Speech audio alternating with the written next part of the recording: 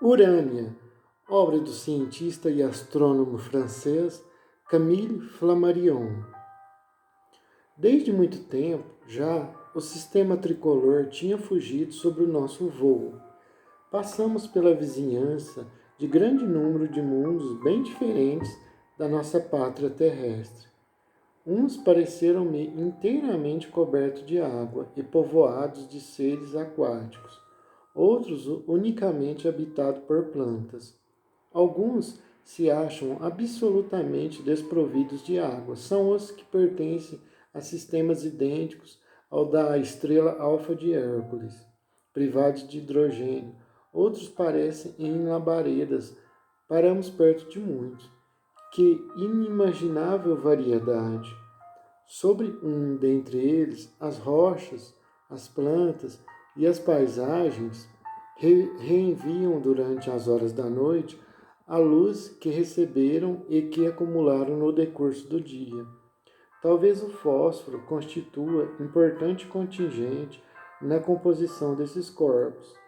É um mundo muito estranho, onde a noite é desconhecida, embora seja desprovido de satélites. Parece que seus habitantes desfrutam de uma propriedade orgânica muito preciosa. São conformados de tal maneira que percebem todas as funções da manutenção vital do organismo. De cada molécula do corpo, por assim dizer, parte um nervo que transmite ao cérebro as impressões variadas que recebe, de maneira que o homem se vê interiormente e conhece, de início, todas as causas das doenças, os menores sofrimentos, os quais são detidos desde os seus germes.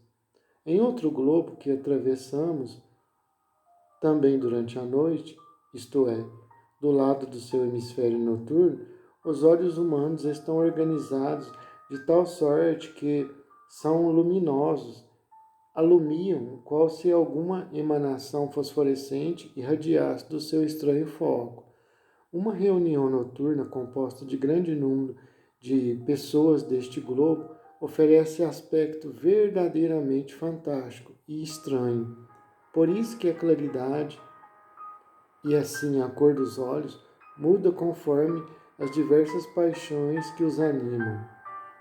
Além disso, o poder desses olhares é tal que exercem influência elétrica e magnética de intensidade variável e, em certos casos, podem fulminar, fazer cair morta a vítima na qual se fixe toda a energia da sua vontade. Um pouco mais longe, o meu guia celeste assinala um mundo onde os organismos gozam de preciosa faculdade. A alma pode mudar de corpo, sem passar pela circunstância da morte, muitas vezes desagradável e sempre triste. Um sábio que trabalhou a vida inteira pela instrução da humanidade do seu planeta e vê chegar o fim dos seus dias sem haver terminado os nobres empreendimentos, pode mudar de corpo com um adolescente e recomeçar uma vida nova, mais útil ainda do que a primeira. Para essa transmigração, basta o consentimento do adolescente e a operação magnética de um médico competente. Vêem-se também, às vezes, dois entes unidos pelos tão suaves e fortes laços do amor operar igual mudança de corpo após vários lustros de união. A alma do esposo vem habitar o corpo da esposa e vice-versa pelo resto da existência. O conhecimento íntimo da vida se torna incomparavelmente mais completo para cada um deles. Vêem-se também sábios, historiadores, desejosos de viver 2 séculos em vez de um, mergulhar em sonhos fictícios de hibernação artificial que lhes suspendem a vida durante metade de cada ano e mesmo mais. Alguns conseguem até viver 3 vezes mais tempo do que a vida normal dos centenários. Momentos depois, atravessando outro sistema, encontramos um gênero de organização. Momentos depois, atravessando outro sistema, encontramos um gênero de organizações inteiramente diferente e com segurança superior ao nosso. Nos habitantes do planeta que tínhamos então sob os nossos olhos, mundo iluminado por brilhante sol hidrogenado, o pensamento não é obrigado a passar pela palavra para manifestar-se. Quantas vezes não tem acontecido quando uma ideia luminosa ou engenhosa nos vem ocupar o cérebro, querer exprimi-la ou escrevê-la, e durante o tempo em que começamos a falar ou a escrever, sentimos que já a ideia foi dissipada, esvaída, obscurecida ou metamorfoseada. Os habitantes deste planeta possuem um sexto sentido, a que poderia chamar autotelegráfico, em virtude do qual, se o que pensa a isso não se opõe, o pensamento se comunica ao exterior e pode ser lido em um órgão situado mais ou menos no mesmo lugar da fronte humana. Essas conversações silenciosas são muitas vezes as mais profundas e as mais preciosas. São sempre as mais sinceras. Somos ingenuamente dispostos a crer que a organização humana nada deixa a desejar na Terra. Entretanto, não temos muitas vezes lamentado ser a criatura obrigada a ouvir, malgrado seu, palavras desagradáveis, um discurso absurdo, um sermão orgulhoso em vácuo, música péssima, maledicências ou calúnias? As nossas gramáticas têm pretendido que podemos fechar os ouvidos a esses discursos. Assim não é, infelizmente. Não podemos fechar os ouvidos tal qual fechamos os olhos. Há aí uma lacuna. Fiquei surpreendidíssimo de assinalar um planeta onde a natureza não esqueceu essa particularidade, porque nos houvéssemos detido nele um momento, mostrou-me Urânia esses ouvidos que se fechavam à maneira de pálpebras e interceptavam radicalmente a transmissão do som. Aqui, disse-me ela, muito menos cóleras surdas do que entre vós outros terráqueos, mas as dissidências entre os partidos políticos são muito mais acentuadas, não querendo os adversários ouvir coisa alguma e triunfando efetivamente, apesar dos mais loquazes advogados e dos tribunos dotados de melhores pulmões. Em outro mundo, cuja atmosfera está constantemente eletrizada, cuja temperatura é muito alta e onde os habitantes têm tido quase ou nenhuma razão suficiente para inventar vestimentas, certas paixões se traduzem pela iluminação de uma parte do corpo. É por analogia o que se passa em menor escala em nossas campinas terrestres, onde se vêem durante as serenas noites de estio os pirilampos consumindo-se silenciosamente em amorosa flama. O aspecto dos casais luminosos é curioso de observar à noite. Nas grandes cidades, a cor da fosforescência difere segundo o sexo e a intensidade varia segundo as ideias e os temperamentos. O sexo forte acende uma flama vermelha, mais ou menos ardente, e o sexo gracioso uma flama azulada, às vezes pálida e discreta. Só os nossos pirilampos poderiam formar uma ideia muito rudimentar da natureza das impressões sentidas por esses entes especiais. Não queria eu dar crédito aos meus olhos quando atravessávamos a atmosfera de tal planeta. Porém, ainda muito mais surpreendido fiquei chegando ao satélite desse mundo singular.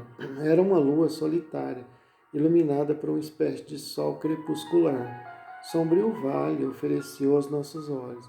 Das árvores disseminadas nos dois lados pendiam criaturas humanas envoltas em sudários.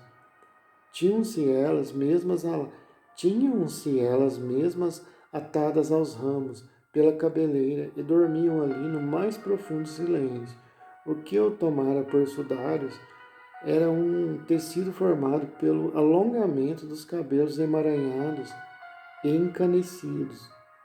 E por que me admirasse de semelhante posição, disse Urânia, que era aquele o seu modo habitual de sepultamento e de ressurreição. Sim, naquele mundo os entes humanos gozam da faculdade orgânica dos insetos, que têm o dom de dormir no estado de crisálida para se metamorfosearem em aladas borboletas. Há nisso uma espécie de dupla raça humana, e os estagiários da primeira fase, os seres mais grosseiros e materiais, não aspiram senão a morrer para ressuscitar na mais esplêndida das metamorfoses. Cada ano desse mundo representa cerca de 2 séculos terrestres. Vivem-se ali 2 terços de ano em estado inferior, 1 terço, o inverno, em estado de crisálida, e na primavera seguinte sentem os suspensos gradualmente a vida voltar à carne transformada. Agitam-se, despertam, deixam a carcaça na árvore e, desprendendo-se, maravilhosos entes alados voam nas regiões aéreas para viver aí um novo ano fenixiano, isto é, 200 dos de nosso rápido planeta. Atravessamos assim grande número de sistemas e parecia-me que a eternidade inteira não teria sido bastante longa para permitir-me gozar de todas essas criações desconhecidas na Terra. Mas meu guia me deixava apenas o tempo para respirar e novos sóis e mundos continuavam aparecendo. Em nosso trajeto tínhamos quase abalroado uns cometas transparentes que erravam quais sopros de um a outro sistema, cujas humanidades teriam sido novos assuntos de estudo. Os 5 pobres sentidos incompletos que constituem a nossa bagagem orgânica são verdadeiramente insignificantes à riqueza de percepções dos seres munidos de 15, 18 e mesmo de 26 sentidos diferentes, conforme constatamos em muitas terras do céu. No entanto, a musa celeste continuava a levar-me, sem parar, sempre cada vez mais e mais distante, cada vez mais longe, até que, enfim, chegamos ao que me pareceu o subúrbio do universo. Os sóis tornavam-se mais raros, menos luminosos, mais pálidos. A noite se fez mais completa entre os astros, e em breve nos achamos no meio de um verdadeiro deserto de escuridão. Os milhares de estrelas que constituem o universo visível da Terra estavam afastados e reduzidos a uma pequenina Via Láctea, isolada no vácuo infinito. Eis-nos, finalmente, exclamei, nos limites da criação. Olha, respondeu-me ela, mostrando-me o zênite, o infinito e a eternidade, o tempo, o espaço e a vida, os horizontes celestes. Que, era verdade, outro universo descia em nosso rumo. Milhões e milhões e milhões de sóis grupados planavam, novo arquipélago celeste, e se iam desenvolvendo qual vasta nuvem de estrelas, à proporção que subíamos. Tentei sondar com a vista em torno de mim, em todas as profundezas, o espaço infinito, e por toda parte avistei clarões análogos, montões de estrelas disseminadas em todas as distâncias. O novo universo em que penetrávamos era principalmente composto de sóis vermelhos, rubis e granadas. Muitos tinham absolutamente a cor do sangue. Sua travessia foi uma verdadeira fulguração.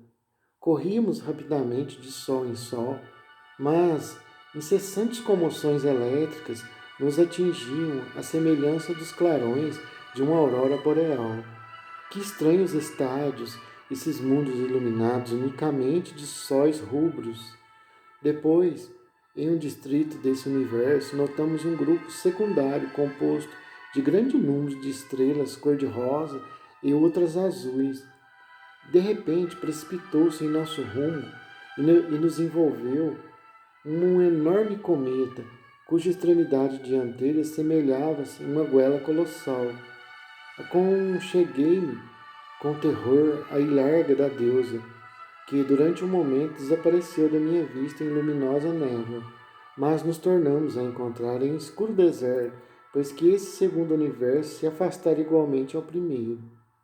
A criação, disse-me ela, se compõe de um número infinito de universos distintos, separados uns dos outros por abismos de nada. Um número infinito?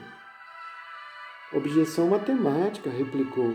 Sem dúvida, um número, por muito grande que seja, não pode ser presentemente infinito, pois que, pelo pensamento, se pode aumentá-lo sempre de uma unidade ou mesmo duplicá-lo, triplicá-lo, centuplicá-lo. Lembra-te, porém, de que o momento atual não é mais do que uma porta por onde o futuro se precipita para o passado. A eternidade não tem fim. e o número dos universos será ele também sem fim. Além disso, as estrelas, os sóis, os universos não formam um número.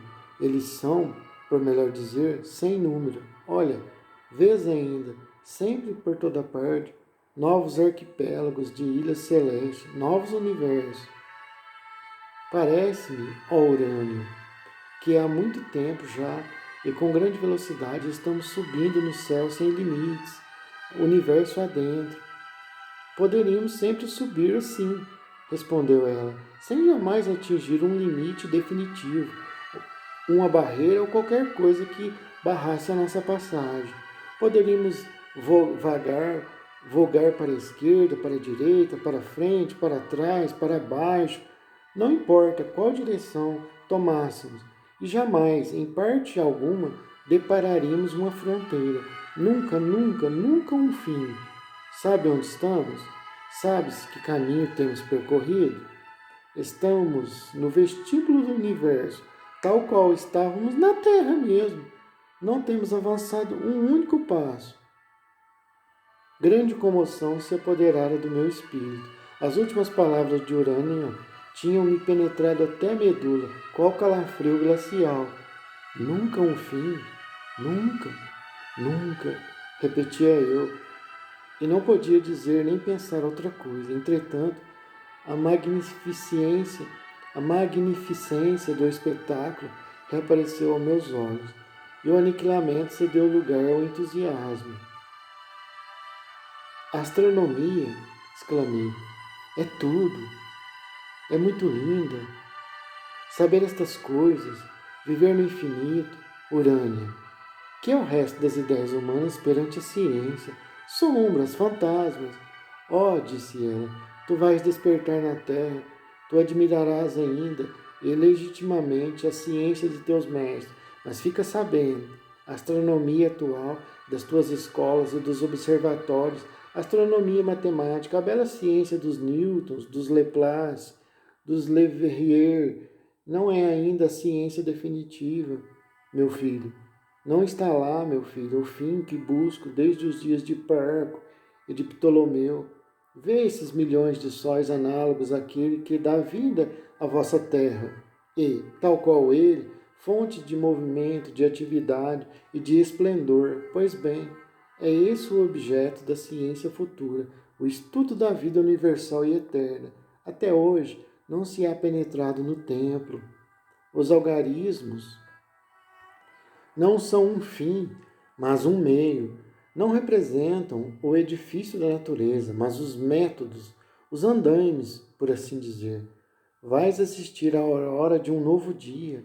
A astronomia matemática vai ceder o lugar à astronomia física, ao verdadeiro estudo da natureza. Sim, acrescentou, os astrônomos que calculam os movimentos aparentes dos astros na sua passagem de cada dia pelo meridiano, os que anunciam a chegada dos eclipses, dos fenômenos celestes, dos cometas periódicos, os que observam com tanta atenção as posições exatas das estrelas, dos planetas e de vários graus da esfera celeste, os que descobrem os cometas, os planetas, das estrelas variáveis, os que buscam e determinam as perturbações produzidas nos movimentos da Terra pela atração da Lua e dos planetas, os que consagram suas vigílias à descoberta dos elementos fundamentais do sistema do mundo. Todos observadores ou calculistas são os preparadores de materiais, percussores da nova astronomia. Precursores da nova astronomia. São imensos trabalhos, labores dignos de admiração, transcendentes, obras que põem em evidência as mais elevadas faculdades do espírito humano.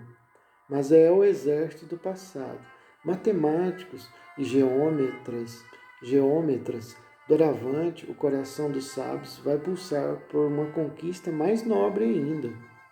Todos esses grandes espíritos, estudando o céu, não têm na realidade saído da Terra. O fim da astronomia não é mostrar a situação aparente de pontos brilhantes, nem pesar pedras em movimentos no espaço, nem nos fazer conhecer com antecedentes, os eclipses, as fases da lua ou as marés. Tudo isso é belo, mas insuficiente.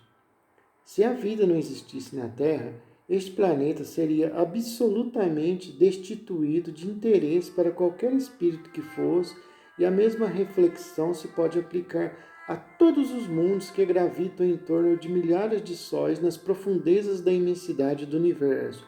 A vida, meu filho, é o fim da criação. Se não houvesse vida, nem pensamento, tudo isso seria como que nulo e não acontecido. Seria tudo em vão. A criação é um poema, do qual cada letra é um sol. Estás destinado a assistir a uma completa transformação da ciência. A matéria vai ceder lugar ao espírito. A vida universal, disse eu, os planetas do nosso sistema solar serão todos habitados? São habitados os milhares de mundos que povoam o infinito? Essas humanidades assemelham-se à nossa? Conhecê-la-emos algum dia?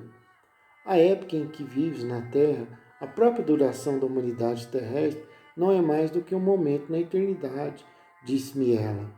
Não compreendi essa resposta do meu guia às minhas perguntas. Nenhuma razão há, acrescentou Urânia, para que todos os mundos sejam habitados agora. A época presente não tem mais importância do que as precedentes, ou as que hão de surgir, as que hão de seguir.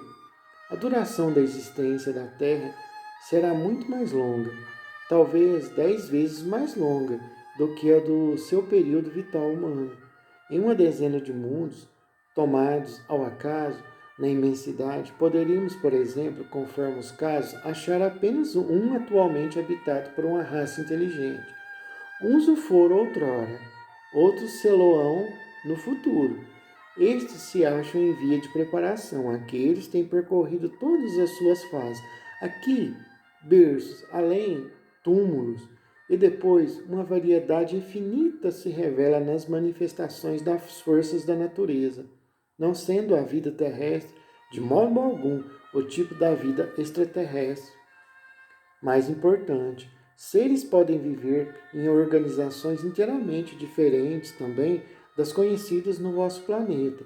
Os habitantes dos outros mundos não têm a vossa forma, nem todos. Alguns têm uma forma parecida com a dos humanos da Terra, mas nem todos. Nem todos têm os vossos sentidos. São outros. Me entende? Dia virá, e está muito próximo esse dia, pois que estás chamando a vê-lo, em que o estudo das condições da vida nas diversas províncias do universo será o objetivo essencial e o grande encanto da astronomia. Bem depressa, em vez de se ocuparem simplesmente com a distância, com o movimento e com a massa material dos vossos planetas vizinhos, os astrônomos terráqueos descobrir-lhe-ão a constituição física, os aspectos geográficos, a climatologia, a meteorologia, penetrarão o mistério da sua organização vital e discutirão a respeito dos respectivos habitantes. Afirmarão que Marte e Vênus se acham atualmente povoados de seres, que Júpiter está ainda no seu período primário de preparação orgânica, que Saturno plana em condições inteiramente diferentes das que presidiram ao estabelecimento da vida terrena e, sem jamais passar por estado análogo ao da Terra, será habitado por seres incompatíveis com os organismos terrestres. Pessoal, como diz aqui que Vênus pode descobrir vida nesses planetas. Bom, quando a doutrina espírita fala de vida, como Kardec já disse, não é uma vida habitando um corpo material como nós, que fique claro isso nós. O espiritismo fala de vida em muitos estágios graduais assim de energia, assim de me fugiu a palavra aqui agora, dimensões, em dimensões diferentes, energéticas diferentes, corpos mais sutis, entende? Corpos mais sutis que o nosso, corpos esses que não são captados pelos nossos equipamentos, tão pouco pela nossa visão limitada, que estão num degrau mais sutil, numa dimensão mais espiritual. Então não é vida, quando fala de vida, não é vida, seres que lá estão encarnados, seres habitando corpos idênticos aos nossos, são corpos mais maleáveis, corpos mais sutis, assim, corpos mais etéreos, que como eu disse, que nossos equipamentos não captam, nossa visão não consegue alcançar ali a dimensão, né, que vive esses seres. Então pode chegar descer uma nave num lugar, uma nave terrena, estou querendo dizer, um foguete, uma nave espacial aqui, uma nave terrena nossa, chegar lá não vê absolutamente nada, e ali existir uma humanidade ali, vivendo numa dimensão superior que nossos equipamentos, mesmo nossa visão, não tem acesso. Então é isso, eu queria deixar isso claro. Não são vidas como, que são vários degraus, escalas de vida. Nem todas estão no mesmo nível que o nosso, assim, materialmente falando. É por aí, não é que significa que vida é idêntica à nossa, entende? É isso que eu queria deixar claro, senão alguém, vida em Marte, já mandaram sonda lá, não achou vida. Isso também é bem relativo, pode existir vida em Marte, sim. Existem muitos físicos astrônomos que garantem que existe vida em Marte. Mas aqui, especificamente no livro, não está falando de vida em corpo, e já deixa claro aqui mesmo no livro, não é vida idêntica à nossa, aqui em corpos idênticos aos nossos, é isso. Deixa eu continuar aqui continuar com a leitura.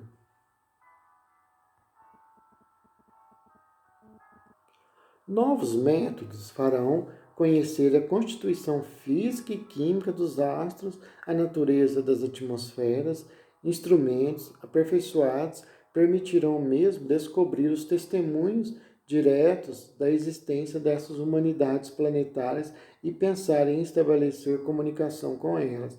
Eis a transformação científica que há de assinalar o fim do 19º século e que há de inaugurar o 20º. Eu estava enlevado. As palavras da musa celeste, que iluminavam para mim com luz inteiramente nova os destinos da astronomia e me inundavam de ardor mais vivo ainda, tinha sobre os olhos o panorama dos mundos inumeráveis que rolam no espaço e compreendi que o fim da ciência devia se tornar conhecidos esses longínquos universos, fazer-nos viver nesses horizontes imensos. A formosa deusa continuou. A missão da astronomia será mais elevada ainda. Depois de vos haver feito sentir e dado a conhecer que a Terra não é mais do que uma cidade na pátria celeste e que o homem é cidadão do céu, irá mais longe, descobrindo o plano sobre o qual o universo físico está construído, mostrará que o universo moral se acha alicerçado sobre esse mesmo plano, que os dois mundos não formam senão um mesmo mundo e que o espírito governa a matéria. O que ela houver feito quanto ao espaço, realizará quanto ao tempo. Depois de haver apreciado a imensidade do espaço e reconhecido que as mesmas leis reinam simultaneamente em todos os lugares e fazem do imensurável universo uma exclusiva unidade, sabereis que os séculos do passado e do futuro estão associados ao tempo presente e que as mônadas pensantes viverão eternamente por transformações sucessivas e progressivas. Aprendereis que há espíritos incomparavelmente superiores aos maiores espíritos da humanidade terrena e que tudo progride para a perfeição suprema. Ficareis sabendo também que o mundo material não é mais do que uma aparência e que o ser real consiste em uma força imponderável, invisível e intangível. A astronomia será, pois, eminentemente e antes de tudo, a diretriz da filosofia. Os que raciocinarem fora dos conhecimentos astronômicos ficarão à margem da verdade. Os que, fiéis, seguirem o seu farol irão subindo gradualmente na solução dos grandes problemas. A filosofia astronômica será a religião dos espíritos superiores. Deve-se assistir, acrescentou ela, a essa dupla transformação da ciência. Quando deixardes o mundo terreno, a ciência astronômica, que tão legitimamente já admiras, estará de toda renovada, tanto na forma quanto na essência. Isso, porém, não é tudo. A renovação de uma ciência antiga pouco serviria ao progresso geral da humanidade, se esses sublimes conhecimentos que desenvolvem o espírito, iluminam a alma e a libertam das mediocridades sociais ficassem encerrados no acanhado círculo dos astrônomos de profissão. Esse tempo vai passar também. O alqueire deve ser entornado. Cumpre empunhar o facho, aumentar-lhe o fulgor, levá-lo às praças públicas, às ruas populosas, até as mais escuras vielas. Todo mundo é chamado a receber a luz. Então todos, sequiosos dela, principalmente os humildes, principalmente os deserdados da fortuna, pois esses pensam mais, estão ávidos de ciência, enquanto que os satisfeitos do século nem suspeitam da sua própria ignorância e têm quase orgulho em permanecer assim, ignorantes. Sim, a luz da astronomia deve ser espalhada pelo mundo, deve penetrar até as massas populares, iluminar as consciências, elevar os corações. E será essa a sua mais bela missão, será esse o seu benefício. A luz do passado, as revelações da musa. Assim falou o meu celeste guia. O seu semblante era formoso, quanto dia, os olhos brilhavam com luminoso fulgor, a sua voz parecia música divina. Eu via os mundos circulando em torno, no espaço, e sentia que imensa harmonia rege a natureza. Agora, disse-me Urânia, designando com o dedo o lugar onde o sol terrestre havia desaparecido, regressaremos à Terra. Mas olha ainda, compreendeste que o espaço é infinito, vais compreender que o tempo é eterno. Atravessamos várias constelações e tornamos rumo ao sistema solar. Vi com efeito aparecer novamente o Sol, sob o aspecto de uma pequenina estrela. Vou dar-te, por momento, prosseguiu Urânio, senão a visão divina, ao menos a visão dos anjos. A tua alma vai sentir as vibrações etéreas que constituem a luz e saber de que modo a história de cada mundo é eterna em Deus. Ver é saber. Olha, disse-me ela, de igual maneira que o microscópio nos mostra os seres mais pequeninos do nosso mundo, do tamanho, de igual maneira que o microscópio nos mostra uma formiga do tamanho de um elefante, que, penetrando até os infinitamente pequenos, nos tornam o invisível visível, assim também a ordem da musa, a minha visão adquiriu de repente um inesperado poder de percepção e distinguiu no espaço, ao lado do sol, que se eclipsou a terra, que de invisível se tornou visível. Eu a reconheci e, à medida que a olhava, o seu disco ia aumentando, oferecendo semelhança com a lua. Alguns dias antes da fase do plenilúnio, cheguei em breve a distinguir nesse disco crescente os principais aspectos geográficos, a mancha nebulosa do Polo Norte, os contornos da Europa e da Ásia, o Mar do Norte, o Atlântico, o Mediterrâneo. Quanto mais fixava a atenção, melhor eu via. As minudências se tornavam cada vez mais perceptíveis, como se houvesse mudado gradualmente de oculares microtelescópicas. Reconheci a forma geográfica da França, mas a nossa bela pátria parecia inteiramente verde, do Reno ao Oceano e da Mancha ao Mediterrâneo, como se a cobrisse uma só e imensa floresta verdejante. Consegui, entretanto, distinguir cada vez melhor as menores particularidades, pois os Alpes, os Pirineus, o Reno, o Rodan e o Loire eram fáceis de reconhecer. Fixa bem a tua atenção, disse-me a companheira. Pronunciando essas palavras, punha-me ao mesmo tempo na fronte a extremidade de seus alongados dedos, como se quisesse magnetizar-me o cérebro e dar às minhas faculdades de percepção um poder ainda maior. Então, sondei, penetrei mais atentamente ainda os detalhes da visão e tive diante dos olhos a Gália da época de Júlio César.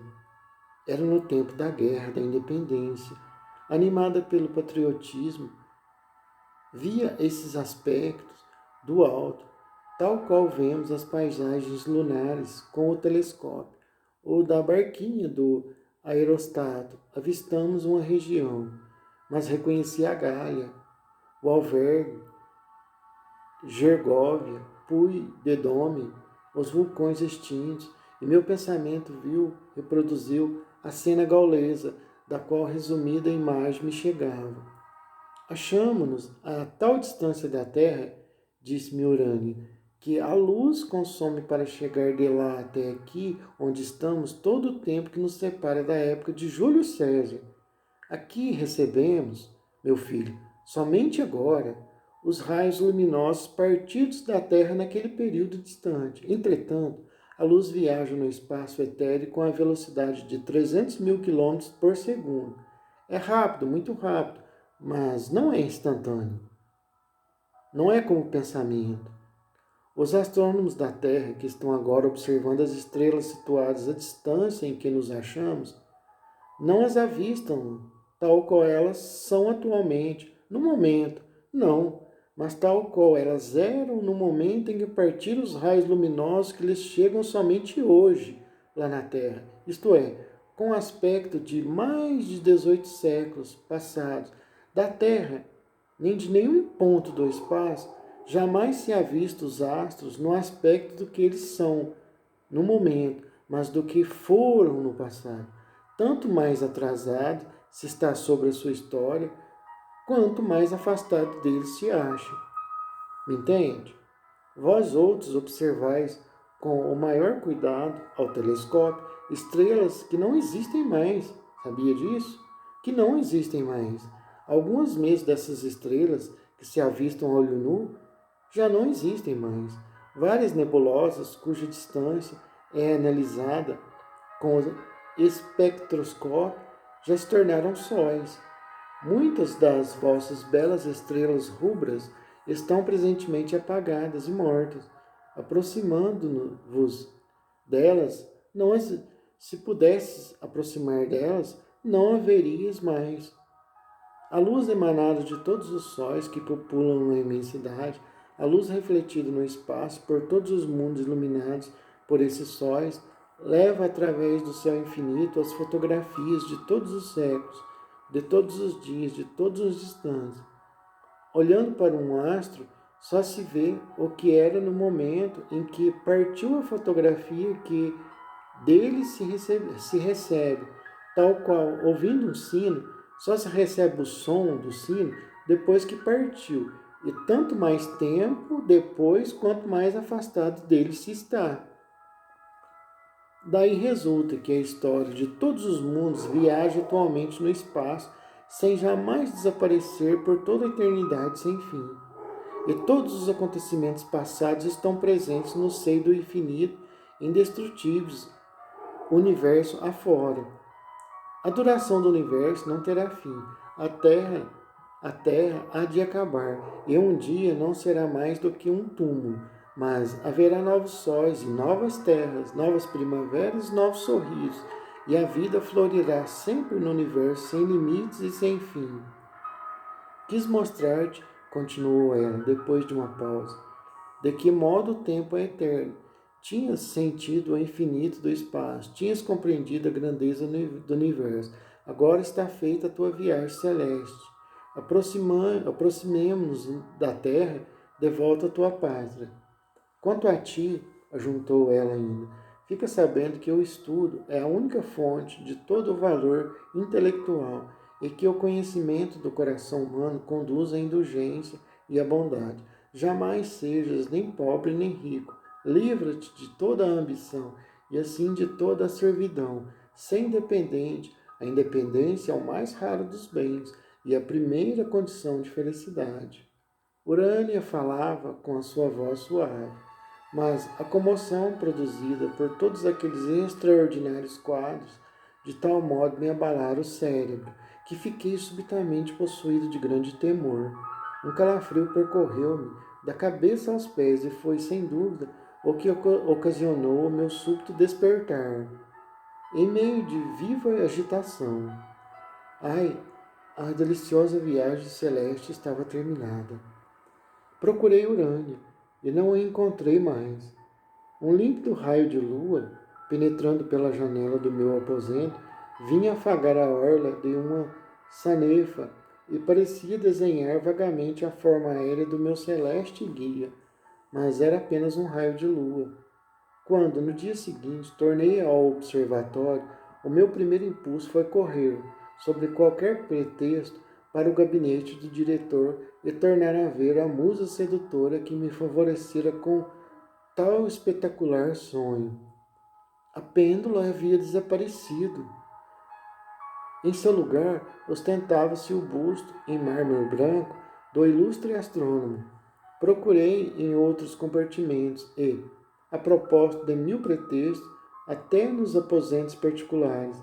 Ela, porém, havia desaparecido. Durante dias, semanas, procurei sem conseguir tornar a vê-la, nem mesmo saber o que era feito dela. Tinha eu um amigo, um confidente, mais ou menos da minha idade, embora parecesse um tanto menos moço por causa de sua barba nascente. Mas, do mesmo modo, grandemente ele era apaixonado do ideal e mais sonhador ainda que eu, talvez o único, além disso, de todo o pessoal do observatório com quem eu me havia intimamente ligado. Compartilhava das minhas alegrias e dos meus pesares. Tínhamos os mesmos gostos, as mesmas ideias, os mesmos sentimentos. Compreendera não só a minha adolescente admiração por uma estátua, mas também a personalidade com que a minha imaginação a animara e, portanto, a minha melancolia por haver assim subitamente perdido a minha querida Urânia, no momento justamente em que mais preso a ela estava.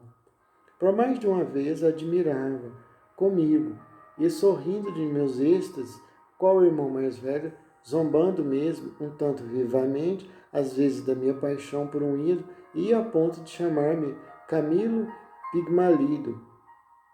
No fundo, porém, eu via perfeitamente que ele a amava também. Esse amigo, que seria arrebatado algum tempo mais tarde, em plena flor da mocidade, o bom Jorge Éspero, espírito eminente e grande, alma, cuja lembrança me há de ficar eternamente querida, era então secretário particular do diretor, e a sua afeição tão sincera me foi testemunhada nessa circunstância por uma atenção tão amável quanto imprevista. Um dia, recolhendo-me à casa, vi com espanto quase incrédulo a formosa pêndula colocada em cima da minha chaminé, justamente defronte de mim. Era ela mesma, mas de que maneira, porém, se achava ali? Que caminho tomara? De onde viera? Soube que o ilustre autor do descobrimento de Netuno a enviara, a fim de ser consertada a casa de um dos principais relojoeiros de Paris, e que este, tendo recebido da China uma antiga pêndula astronômica do mais alto interesse, propusera a troca, que fora aceita, e que Jorge Éspero, incumbido da transação, comprara a escultura de Pradier para oferecer-me, em lembrança das lições de matemática que eu lhe havia dado. Com que alegria tornei a ver a minha Urânia! Com que felicidade saciei nela o meu olhar! Essa sedutora personificação da musa do céu nunca mais me deixou depois. Nas minhas horas de estudo, a bela estátua se conservava defronte de mim, parecendo recordar o discurso da deusa a anunciar-me os destinos da astronomia, dirigir-me nas minhas adolescentes aspirações científicas. Depois, emoções mais apaixonadas puderam seduzir-me, cativar-me, perturbar-me os sentidos. Jamais, porém, esquecerei o sentimento ideal que a musa das estrelas me inspirara, nem a viagem celeste em que ela me levou, nem os inesperados panoramas que desdobrou sobre a extensão e constituição do universo, nem a felicidade que me deu, assinalando definitivamente para a carreira ao meu espírito as calmas contemplações da natureza e da ciência. Jorge Hespero, a vida, a investigação, o estudo. A ardente luz da tarde flutuava na atmosfera qual prodigiosa irradiação de ouro. Das alturas de Paz, a vista alongava-se por sobre a imensa cidade, que, então mais do que nunca, era não uma cidade, mas um mundo. A Exposição Universal de 1867 reunira em Paris Imperial todas as atrações e todas as seduções do século. As flores da civilização ali brilhavam com as suas mais vivas cores e se consumiam no próprio ardor de seus perfumes, morrendo em plena febre de adolescência. Os soberanos da Europa acabavam de ouvir ali uma retumbante fanfarra que foi a última da monarquia. As ciências, as artes e a indústria semeavam as suas novas criações com prodigalidade inexaurível. Era uma espécie de embriaguez geral dos seres e das coisas. Marchavam batalhões de música à frente, rápidos carros entrecruzavam-se de toda parte. Milhões de homens se agitavam na poeira das avenidas, dos cais, dos bulevares, mas essa mesma poeira dourada pelos raios do sol poente parecia uma aureola coroando a cidade esplêndida. Os altos edifícios, as cúpulas, as torres e os campanários iluminavam-se com os reflexos do astro incendido. Ouviram-se ao longe sons de orquestra, misturados a confuso murmúrio de vozes e ruído diverso, e essa luminosa tarde, contemplando o deslumbrante dia de verão, deixava na alma um sentimento de plenitude, de satisfação, de ventura. Havia em tudo uma espécie de simbólico resumo das manifestações da vitalidade de um grande povo, chegado ao apogeu da sua vida e da sua riqueza. Das alturas de Paz, onde nos achamos, no terraço de um jardim suspenso, símile dos dias de Babilônia, sobre o indolente curso do rio, dois entes, apoiados à balustrada de pedra, contemplam o ruidoso espetáculo. Dominando a superfície agitada do mar humano, mais ditosos em sua doce solidão do que todos os átomos daquele torvelinho, não pertencem ao mundo vulgar e pairam por sobre aquela agitação da límpida atmosfera da sua felicidade. Seus espíritos pensam, seus corações amam, ou para mais completamente exprimir o mesmo fato, suas almas vivem. Na juvenil beleza de sua 18ª primavera, deixa a moça correr o olhar sonhador sobre a apoteose do sol poente, ditosa por viver, mas mais feliz ainda por amar. Não pense naqueles milhões de seres humanos que se agitam aos seus pés. Contempla sem vê-lo o ardente disco do sol que desce por detrás das nuvens purpureadas do ocidente. Respira o ar perfumado dos pendões de rosas do jardim e sente em todo o seu ser a quietação de íntima felicidade que lhe entoa no coração inefável cântico de amor. A loura cabeleira aureola sua fronte em vaporoso nimbo e cai em opulentos tufos até a cintura delgada e airosa.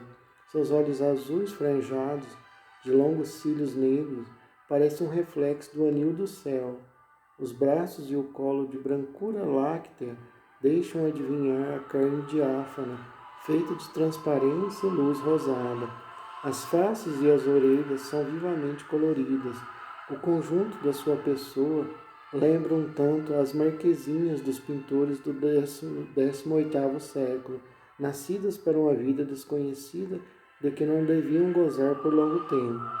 Está de pé, seu companheiro, que há pouco lhe cingiu o talhe com o braço, contemplando com ela o quadro de Paris, ouvindo com ela as ondas de harmonia espalhadas nos ares pela música da Guarda Imperial, está sentado ao seu lado.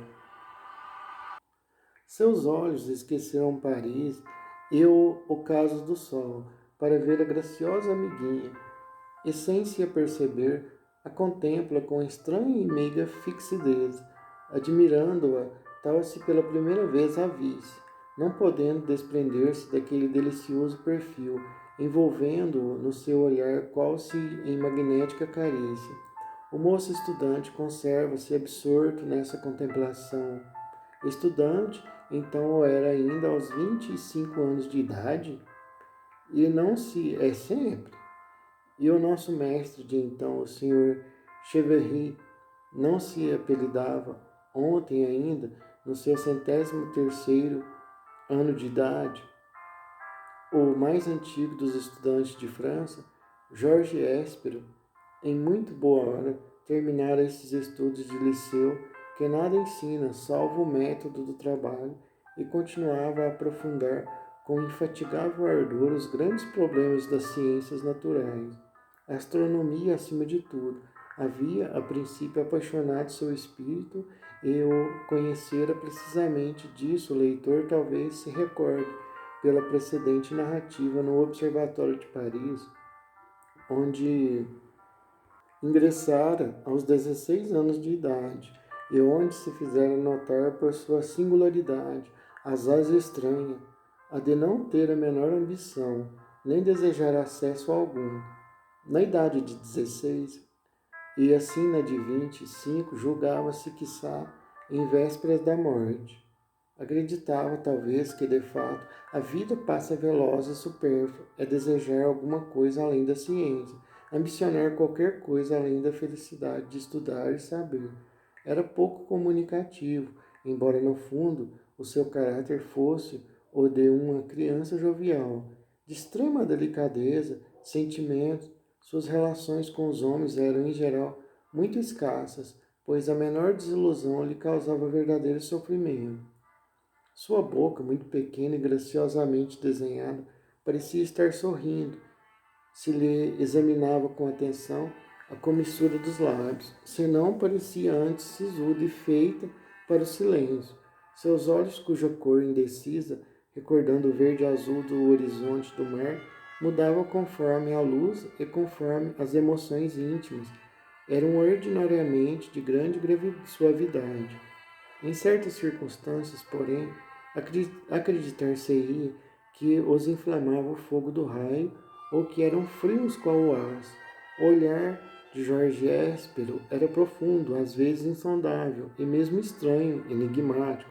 A orelha era pequena, graciosamente orlada, com o lóbulo bem destacado e de leve erguido, o que, para os analistas, é indício de finura de espírito. A fronte era vasta, embora a cabeça fosse pequena, aumentada por bonita cabeleira de sedosos anéis. A barba era fina, castanha igual aos cabelos, levemente frisada. De porte mediano, o conjunto pessoal era elegante, de uma elegância nata, cuidada, sem pretensão, sem afetação. Não tínhamos tido camaradagem com ele, nem meus amigos, nem eu, em qualquer época. Nos dias de saída, nas horas de recreio, nunca estava presente, perpetuamente mergulhado em seus estudos. Ter-se-ia podido crer que se entregara sem tréguas à busca da pedra filosofal, da quadratura do círculo do moto contínuo. Nunca lhe conheci amigo, senão eu, e ainda não estou bem certo de haver recebido todas as suas confidências. Talvez, em suma, não houvesse ocorrido outro acontecimento íntimo na sua vida além daquele de que me faço hoje historiador, e que eu pudesse exatamente conhecer por testemunho e não no papel de confidente.